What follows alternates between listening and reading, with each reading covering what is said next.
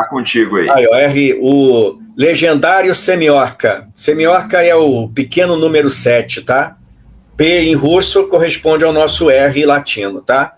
Então, Legendarnaya Semiorka, foguete legendário R7, né? Aí por R7 vocês entendam Vostok, Soyuz, etc. Aí vamos lá. Aí estamos no fim da guerra. O V2 alemão havia demonstrado ser uma arma até um certo ponto eficaz, promissora, na verdade. Aí volta aquilo que eu falei, né? Von Braun, coisa e tal, Korolev, chegando à Alemanha. Então ele trouxe um monte de engenheiros alemães, alguns de segundo escalão, entre eles o mais famoso é um sujeito chamado Helmut Gottrup, que tinha bastante conhecimento, e aí voltamos para Kapustin Yar. Os soviéticos foram remontando os foguetes V2, com os alemães fazendo a supervisão, mas, ao contrário dos americanos que integraram os alemães na sua vila lá no Alabama, não que eles tenham... Depois eu vou explicar isso. Ao contrário dos americanos que integraram os seus alemães lá em Redstone, no arsenal de mísseis balísticos lá do exército, e deram assistência, a princípio meio tímida, mas depois bem enfática. Os russos e soviéticos trouxeram os alemães, deixaram os caras no cabresto, fizeram com que eles supervisionassem a montagem dos V2 e eles só foram dando os seus inputs. Isso é assim, isso era assado, assim fazíamos assim, fazíamos assado. Tão logo os soviéticos aprendiam o rudimento da construção e operação do míssil, eles já colocavam os alemães meio para escanteio, deixando que eles trabalhassem em alguns projetos próprios, que já vinham, em parte, em andamento da Alemanha. Então, eles pegaram os alemães, puxaram o possível de conhecimento deles, juntaram com o conhecimento teórico que alguns russos já tinham e deixaram os alemães, vamos dizer assim, livremente falando, de lado, mas trabalhando também. Os conceitos que os alemães trouxeram, apesar de muito avançados para os anos 30 e meados do 40, tinham deficiências naturais a toda nova tecnologia. Os soviéticos, e bem como o pessoal de Von Braun lá nos Estados Unidos, foram percebendo as deficiências e corrigindo. Então, primeiro os russos, aí vamos falar dos russos, dos soviéticos, começaram a desenvolver o foguete R1, R de raqueta foguete, começaram a desenvolver o R1, que era uma cópia do V2, e depois o R2. Primeiro detalhe, o alemão, ele fazia a carcaça do foguete e colocava dentro da carcaça, em compartimentos separados, o tanque de combustível e o tanque de oxidante, o tanque de álcool e o tanque de oxigênio líquido. E o tanque de oxigênio líquido isolado da carcaça do foguete com fibra de vidro.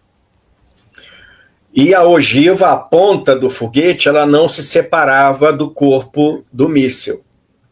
Isso é na deficiência.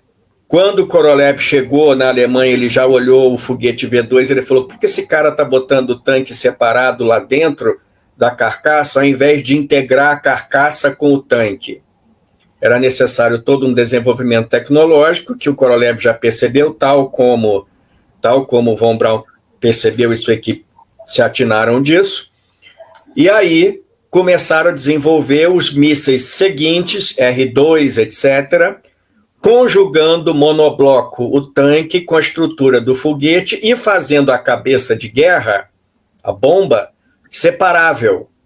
Ou seja, quando o foguete descia na atmosfera, voltava para a atmosfera depois da curva balística, na sua curva balística, ele não ficava sujeito à instabilidade. Aquele corpo cilíndrico, ele praticamente vazio e cambalhotando na atmosfera. Então, logo se pensou em soltar o nariz a cabeça de guerra, como é feito nos mísseis intercontinentais hoje, o desenho.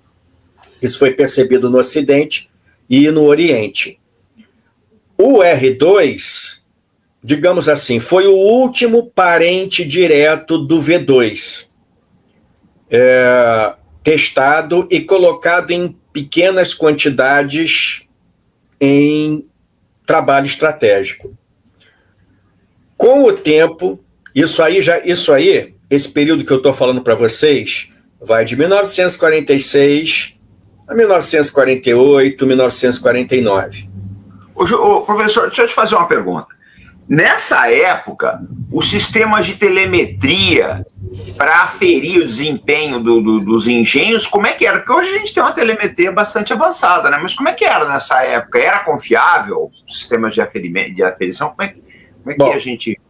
Para a época, era o estado da arte. Sistema de radiofrequência, analógico, eletromecânico, enviava parâmetros simples do foguete, funcionamento, etc., mas muito simples. Tudo pelo canal de rádio, sem um refinamento digital, uma filtragem de dados, etc. Hoje, um foguete moderno é praticamente todo repleto de sensores. O próprio Soyuz, hoje, ele é bastante automatizado, centro de controle digital, etc. Mas, na época, tudo analógico e com acompanhamento de rádio por um sistema muito, na época, o sistema estado da arte, que se chamava TRAL, que era o sistema de telemetria e segmento de voo. Aí estamos no final de 1900, dos anos 40, 49, início dos 50. Para a União Soviética, a tarefa de desenhar aviões, barcos, máquinas em geral, etc., ela era delegada a birôs ou escritórios de projeto, que nada mais era do que um escritório onde estavam os designers e engenheiros, cada um especializado numa matéria. O Sergei Korolev, ele era o designer-chefe de um desses birôs de design, que foi mudando de nome com o tempo, e hoje se tornou uma firma russa chamada Energia, que é a principal produtora de espaçonaves de grande porte da Rússia. Temos outras. Várias equipes de design começaram a projetar foguetes, só que Korolev era o principal da época. Outras equipes projetavam motores, e aí entra o Valentin Glushko, e outras, entre outros. O foguete que eu estou colocando aqui, ele não tem muito a ver com o R-7, ele é o R-5M. Os mísseis soviéticos na época antiga, o comandante vai lembrar, eram chamados de SS, o míssil terra-terra de longa distância. Esse aí é o R-5M, ele é o SS-3 Schister. O R2 e o R1 tinham as suas designações, e o Scud, o famoso Scud, era um derivado do R1 e do R2. Não me lembro agora a nomenclatura dele.